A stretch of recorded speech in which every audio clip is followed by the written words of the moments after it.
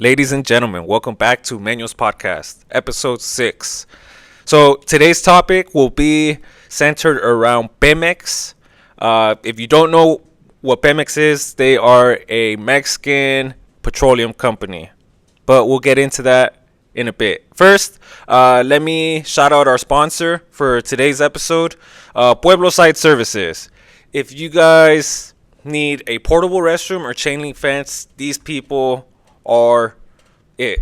They are dependable, they're professional, they're local, they have good fence, whether you need temporary fence for a construction site or an event, or if you need a permanent fence to block off your annoying ass neighbors or to keep dogs out of your yard or coyotes or anything along those lines, hit them up. They do a lot of good work. All around SoCal, really, but they're really based in the Inland Empire. And they also rent portable restrooms. Portable restrooms are the cleanest I've seen, and they have lights in them, they have hand wash stations, and the price is right. And they are dependable. Customer service is impeccable as well, from what I've heard. So whenever my friends need something, I always recommend them. For those of you that don't know me, that's my business. So, support the business. Please and thank you. Okay. Now, back to Pemex. So, you guys are probably like wondering, why am I doing an episode on Pemex? Well, because Pemex is cool. Well, the history is they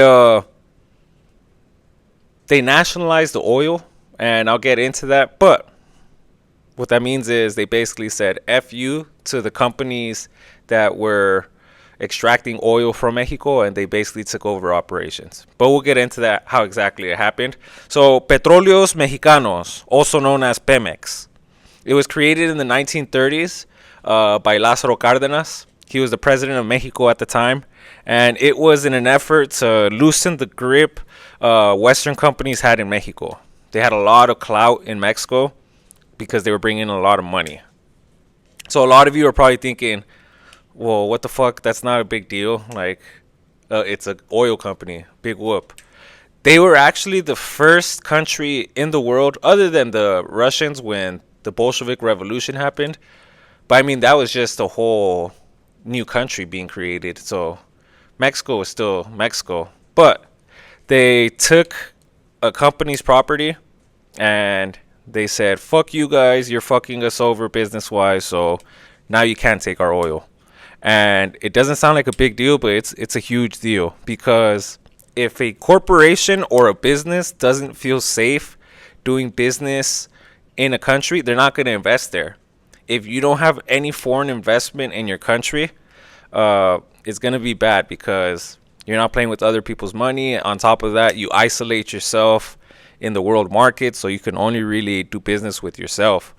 And that's not good. You need to diversify your markets so you're not so reliant on one thing.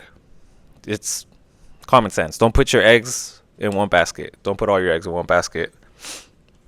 So the reason for this nationalization was, like I said, business is cutthroat. You know, it's ruthless. So these oil companies they're playing the game. You know, they were trying to fuck over the Mexican government and in turn fuck over the Mexican people with unfair business deals. And eventually Mexico got tired of it. Specifically the left side of Mexico, like Lázaro Cárdenas. And on top of that, Mexico and the United States don't have the best relationship. There's no love lost there. They really they have a dark history, you know. They're neighbors, so they kind of had to get along. It's kind of like that one person that like your acquaintances with and you don't really fuck with, but just like for the greater good, you're like, I guess I'll just tolerate this person. It's kind of like how I see the relationship between Mexico and U.S. In regards to the governments, not the people. Well, kind of the people, yeah. I mean, if you think about it, hay mucho rencor between us. And it all started with the Mexican-American War. You even had Abraham Lincoln saying that we provoked that war and that was fucked up what we did. And in Mexico, that's all they learned, that we provoked the war and we stole the land and we made General Santana signed the treaty at gunpoint in order to give us Texas, California, New Mexico, Arizona, etc. And they are valid in that, but I mean, Mexico has a lot of gain too. They have McDonald's now, so I mean, that's not too bad. Kidding about that, but yeah, they did get finessed out of the land. But that's what happens when you lose a war. I mean, it is what it is. They lost the war. And we did provoke them, though. We were a bully in that sense. We were chasing the manifest destiny. But all this information I'm giving you just to set the stage for why the people were so happy that Cárdenas nationalized the oil. So to nationalize something, like I said, it means you take control of the operations. And it'd be like if the U.S. nationalized Amazon. And we just send in Marines and soldiers to all these warehouses. And it's like, this is ours now. All these trucks are ours now. Fuck off. We'll find a way to compensate you. And that's basically what happened with the oil companies. We basically kicked them out of Mexico. Or they kicked them out of Mexico. And they took control of the oil rigs, trucks, the refineries, everything along those lines. But now let's get into the history. So the main company operating in Mexico at the time was a company called Mexican Eagle. And it was founded in 1909. Terrible timing, because the Mexican Revolution started in 1910. Shout out the people in the back. Right here, I got Pancho Villa and Zapata. Two of my personal heroes, just because they went against authority and they had a righteous cause. And I love that. So Mexico at the time was a country with a lot of economic inequality. The rich people controlled everything. The land, the resources, people, and particularly Zapata. He was the one arguing for land reform before the Soviets did land reform. The Soviets actually shouted out Mexico. Like, hey, these Mexicans are down as fuck. They were able to redistribute land to the poor peasants. That's communism. And Zapata was the one fighting for land redistribution. More because he was more of an agricultural guy. I mean, Pancho Villa too, but he was just fighting against the authority. And so the revolution kicked off in 1910. So that FU feeling against authority was really high at the time. And it didn't just stop with Porfirio Diaz and his government.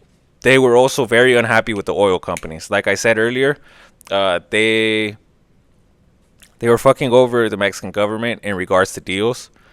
So imagine you have a well of water, like underground water reservoir in your backyard. And some guy's like, hey, you know what? I actually have a business that I could sell this water for, but you wouldn't have to worry about anything. I distribute it, I bottle it, I clean it, I take it out of the ground, but it's your water, it's your yard, and we could share this like 80-20. What do you think? And then the people in the Mexican government, honestly, not a bad deal, considering the amount of money that they were gonna get. Mexico's poor as shit, so the money that oil companies bring in, they're like, fuck yeah, give me some of that. And that's basically what they did. They allowed the oil companies concessions in Mexico to extract the oil. And imagine that in your backyard, and then this dude's just making millions of dollars from the water in your backyard, and he's giving you a couple thousand. And then on top of that, he's pushing your little sister in the backyard, he's kicking your dog, and he's making a mess all over your place. You'd probably be like, what the fuck? And I'm only getting 20%? Nah. We need more. So I try to make a little metaphor there, but it's kind of how oil companies work when they go in a country. They do pollute a lot of the country. Top of that, they don't treat the workers the best, which is why revolutions happen and things like nationalization happen. So, during the revolution, Pancho Villa and Zapata were fighting against Porfirio Diaz and his army. Eventually, they were successful, and they created amendments to the Mexican Constitution. One of those was Article 27, specifically paragraph 4 of Article 27 that states anything in underground is property of the Mexican state. It doesn't matter if you own the land. Anything underground, the subsoil as it's defined, is property of the Mexican government. And that's very different from the United States. In the United States, if you own a piece of land, you own it all the way to the bottom of the earth, like to the core, and all the way up to space. Whereas in Mexico, I don't have the exact number. My dad said it's like 30 feet or something, so I'll take his word for it. But he said once you pass that, anything underground is property of the Mexican state, and oil is way underground. So that's all technically property of the Mexican state. And that goes without saying. The oil companies are like, hey, yo, what the fuck? Hell no. Like, we paid millions of dollars for all this land and its rights underground. So they weren't too happy about that, and they were fighting it in Mexico. They were trying to do the legal battle before these amendments, and during Porfirio Diaz's time. Mexico was really corrupt. Like I said, it was very few rich people that had power and controlled everything. So you could bribe people, you could intimidate people, you could assassinate people. It's very they had no strong institutions, so it was really easy to manipulate people. And the oil businesses, the oil companies, that's their fucking bread and butter. Like, hey, why play by the rules when we could just buy off this politician or like hire a hitman? Dirty, but hey, at the end of the day, they're trying to get money. So with those amendments to the Constitution and the oil companies fighting it, the oil companies were even exerting pressure to their governments, like the Brits and the American government. The American government was a little more standoffish with the American companies because it is our neighbor. Britain is not close to Mexico, so they don't give a fuck about pissing off the Mexican government. But us, it's a little different.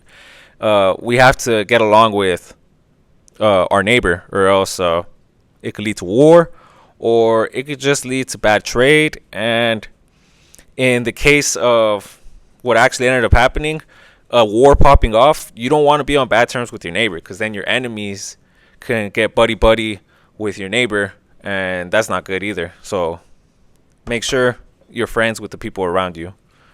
Kind of like what I tell my students. I'm like, if I sit you next to someone and you don't like them, then fucking learn to get along. Like, you're going to be sitting next to each other regardless. Kind of like us in Mexico. We're not going anywhere, so we might as well get along. So it got to the point that the president at the time in the 1920s, President Calles, he was getting really worried because they were exerting a lot of pressure on Mexico, and he told his general who controlled the area of the oil fields, if the Americans or another foreign force lands, I want you to destroy the fucking oil fields, set them on fire, destroy them, basically denying the enemy resources. And that general was Lázaro Cárdenas, the guy who nationalized oil, and that was 10 years before he nationalized oil. So you're talking about over a decade that this guy has had that beef with these oil companies. And he just didn't like how the oil companies se creen los reyes. They looked at Mexico not as an equal, but as conquered territory. Like, oh, we're the kings here. We're the rich people here. You guys are just our slaves. You guys are just our little bitches. And Cárdenas hated that. He resented these rich oil companies for that. They looked at Mexico as conquered territory, were his exact words. And this was a very proud man. I'll get into him in a moment. But, yeah, that's why the people kind of had that rancor towards the oil companies in America, because they treated the Mexican people like like little shits. Like, oh, you're a little bro. Like what we say goes. And no one likes to get treated like that. You want to be treated with respect.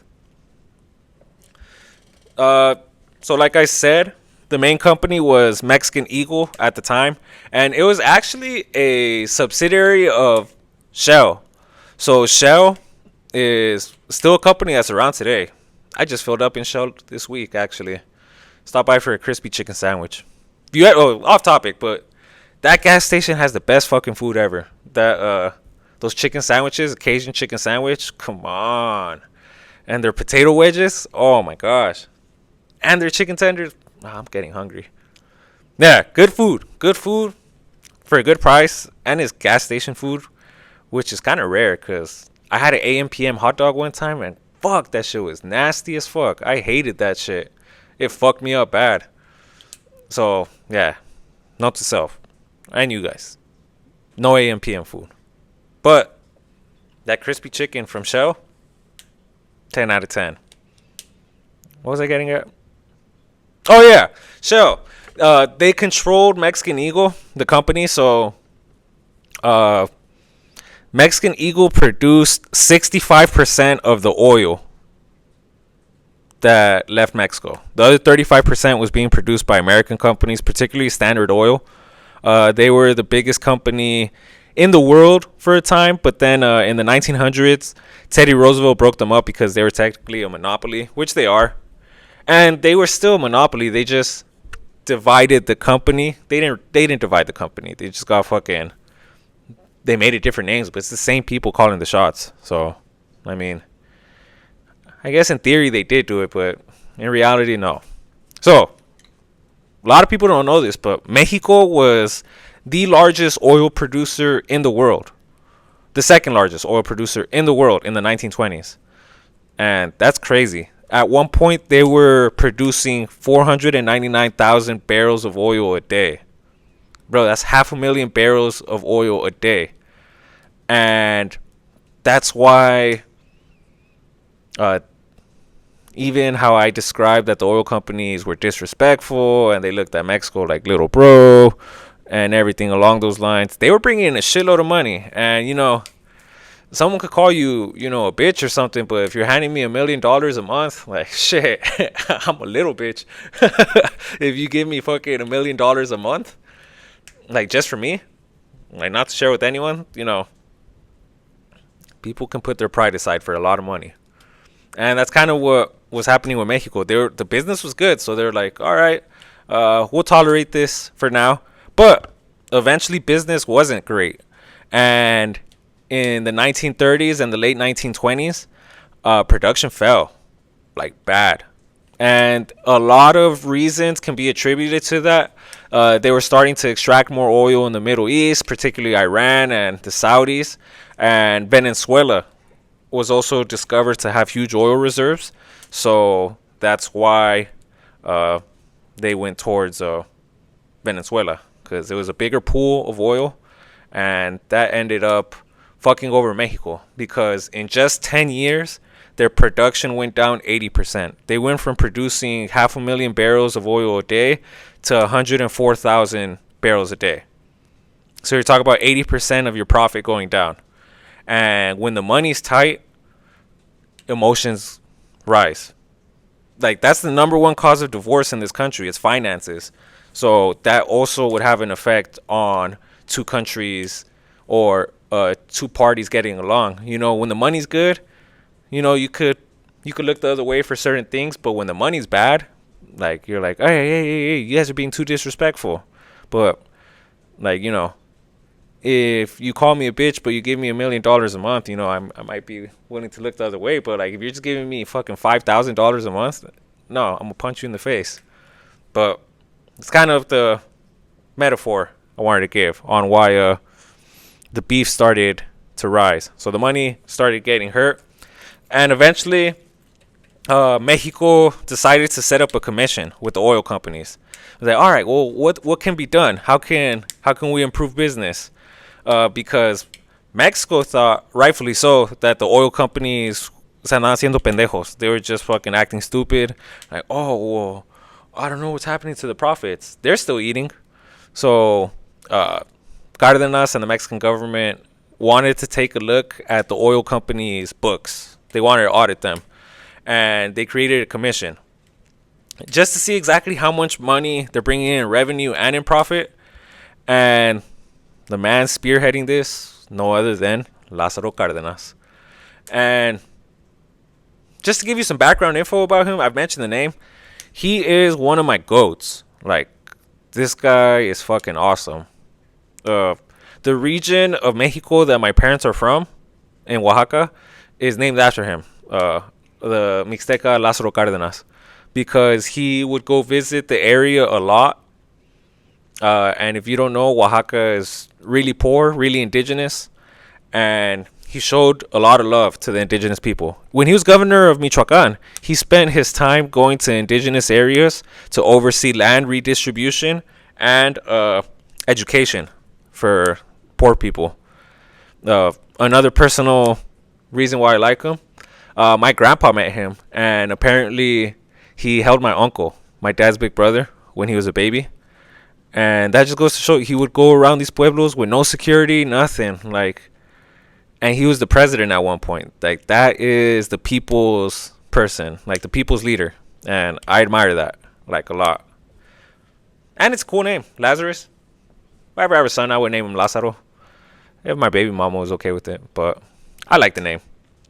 And he only went to school until he was 11. But he never stopped reading. He was really fascinated by the French Revolution and Mexican history. So La Conquista, all that, he was really fascinated by it. And then the independence movement, which explains probably why he's so left-leaning. If he really admired the French Revolution, it's basically going against the rich. Yeah, if you study anything about that French Revolution, the rich people were fucking over the poor people so bad that they eventually created the guillotine and just decapitated all of them. Not saying violence is the answer, guys, but violence is the answer sometimes. Like, it's just, I hate that saying so much when people are like, oh, violence is never the answer. Bitch, open a fucking history book. Like, it works. It works. It's effective. It's not pretty and it's not nice, but it works in certain cases. In a lot of cases, it just begets more violence, and it's just a cycle. And I get that. So I get that point of view, but to say it doesn't work at all is also kind of stupid. It does work. So he was a very disciplined man. He read a lot. He was a soldier. And then on top of that, he abstained from alcohol. He didn't like alcohol or gambling. So, yeah, on a personal note, he was a very disciplined person, to the point that when he was president and he was negotiating with the oil companies, the British ministers did not like him because he was very left-leaning. So they saw him as an opponent of capitalism. But one of the British ministers noted that he was very bad for capitalism, but he admired him. He was like, but it's a shame that Mexico doesn't have any more men of his caliber. He's like, because he's a great man. And yeah, like, if your enemies are willing to acknowledge that, like, you're a real one, then you're a real one. And on top of that, how I mentioned that he showed a lot of love to indigenous. He wasn't fully indigenous. He's like mestizo, but not like brown like my dark ass. He was kind of fair skinned, but that same British minister noted, like, he has like the fair complexion of like a European, but he has, like, you lock eyes with him, he has the obsidian eyes of an Indian. And it's just like, it reminds me of one of my supervisors from FedEx. He was telling me one time, he was like, oh, because he had like green eyes. And I'm like, damn, bro, you could pass as white, huh? He's like, nah. He's like, then white people could tell I'm not a purebred. And it made me laugh. Kind of reminded me of this. So eventually, they were still negotiating with the oil companies. And what really inspired Lázaro Cárdenas and the Mexican government to do something was in 1937, Bolivia nationalized Standard Oil's properties. And the reason for that was the oil companies were committing tax fraud. And the Bolivian government was like, fuck that, we're just going to confiscate your property then. And that's exactly, they confiscated the property. They didn't nationalize oil. They just confiscated the property. I misspoke earlier. But that inspired Mexico. Like, hey, these fuckers are doing the same thing here too. Like, they're not paying their taxes. They're not paying their fair share. And, that gave Cardenas hope. And eventually they did reach the negotiating table. So the oil companies' concerns were taxes that they were paying, the royalties they were giving to the Mexican state, and the legal status of the concessions they got. So like I said, the subsoil was the main argument between them because they were mad. Like, why are we having to pay a bunch of money for land, and then we don't even have access to what we'd actually want? I don't know. I'm in the fence about that one, because it isn't fair that they get all the oil underground. But I mean, they did buy the property, so it's tough. It's tough, guys. Let me know what you guys think. But I think, I don't know. They both have valid points in that one. So the oil companies were getting to the point that they were pissing off the workers too, not just the government, but the workers, specifically the oil workers union. And the unions were fed up too. They're like, man, fuck this shit. You guys are just fucking taking advantage of us. Like, we're going to call a strike. And the oil companies were like, oh yeah, we can't have that. Like, if there's a strike, then like the money just stops. So that doesn't benefit anyone. It doesn't benefit the oil companies, doesn't benefit Mexico, and doesn't benefit the workers. So Cardenas didn't want that either. So he did everything in his power to avoid a union strike. So with that commission that I mentioned earlier, they assigned this man named Silva Herzog. He was a Mexican economist, and he really, it was the nail in the coffin. He was like, bro, they are raping the Mexican economy. They contribute nothing to our development. They're parasites. And the commission recommended that the companies increase wages every year. They have to increase wages, which would amount to 26 million pesos per year. That was just one demand, though. They also wanted a 40-hour work week. They wanted 6-week vacation, and they wanted 85% of pay at 50 years old when you retire. So when you retire, you get your wage that you had at 50 years old, 85% of that. And the last but not least, they wanted unions to have some control in the administrative sense, and that all technicians should be replaced by Mexican workers within 2 years. And the companies, hearing all that, they're like, hell no, what the, oh hell no, like that old white guy, oh hell no. Like, bro, they were hard pass on that. The oil companies, this house is fucking bullshit. They're full of shit. They're like, from 1935 to 1937, they're like, we only made 23 million. Like, how are we supposed to give you guys 26 million every year? Bullshit. They did not make 23 million. And I know they didn't make that because eventually they decided that 26 million is all right. Like, how are you going to say it's all right if you were supposedly only making 13 million a year, 12 million a year? Like, bro, bullshit. Nah. They were making so much money. So the oil companies, they were just, it's like poker. They're poker face. They're like, well, we'll just leave then, because they thought that there was no way Mexico could run a oil operation. They lacked the labor and they lacked the expertise to run a successful operation. And things were getting so tight that Mexican Eagles started telling the workers, hey, you need to evacuate your kids and your wives because this is not looking good. It could look like a revolution is going to happen. And they started evacuating people. And like I mentioned earlier, these oil companies would lobby their politicians to exert pressure on the Mexican government. And America at the time, Roosevelt, this was 1938. So Roosevelt saw the writing on the wall. He's like, shit, World War II is about to pop off. And we cannot be enemies with Mexico, because the last thing I fucking need is a bunch of Nazis in Mexico, a bunch of Nazis in fucking Hong Kong and Tijuana, or a bunch of Nazis in fucking Juarez, you know, and, you know, German warships off the coast of Veracruz or off the coast of Baja. Like, no, we can't have that. So they told the oil companies, the American oil companies, you're on your fucking own. Hey, you fix this. It's not on us. But the Brits were a little different, because the Brits had a larger stake in the oil game. And then on top of that, they didn't live next to Mexico, so they didn't care about being good neighbors with them. And it wasn't just the Nazis that Roosevelt was worried about. He was also worried about the Japs. There is a sizable diaspora of Japanese people living in Mexico. And then on top of that, Japan had no oil. No reliable oil source. That's exactly why they bombed Pearl Harbor, because we cut them off with oil. We set the oil embargo. So Mexico had a lot of oil.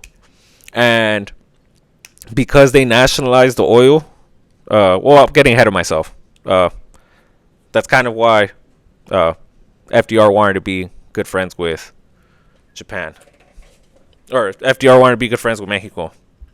So the day finally comes. In March 1938, March 18, 1938, Lázaro Cárdenas nationalized the oil. Basically took control of all the properties. And that's when the oil companies were like, hey, whoa there, big fella. Whoa. We'll pay the $26 million. $26 million is fine. And then Lázaro Cárdenas and the Mexicans were like, fuck you. It's not enough anymore. Too little, too late. So they nationalized it, and the people were fucking happy. For 6 hours, people celebrated outside. I like to imagine it's kind of like when we smoked Osama, and people were just like outside of the White House, USA, USA. It's kind of how I imagine the people celebrating. I like to imagine the people celebrating like that when they nationalized the oil.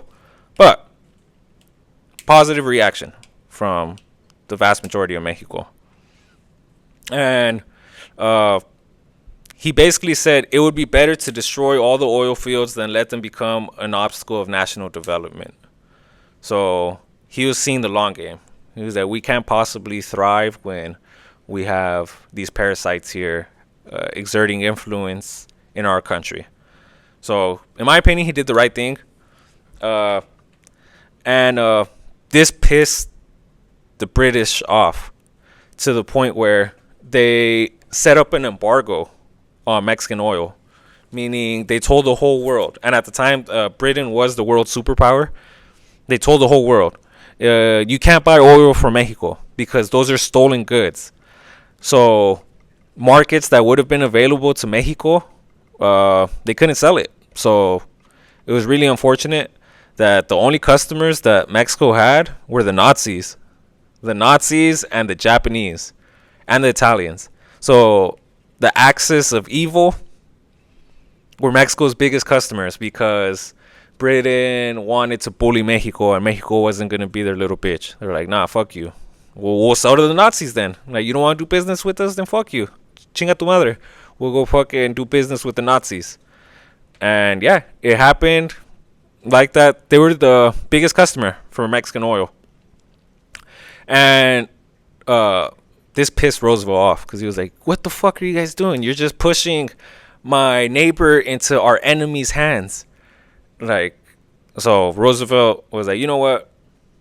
We can't have this. Like I mentioned earlier, his fear was having German oil technicians on the northern coast of Mexico, or on the northern border of Mexico, right there with Texas, Arizona, California, or German submarines refueling off the coast of Veracruz and Tamaulipas.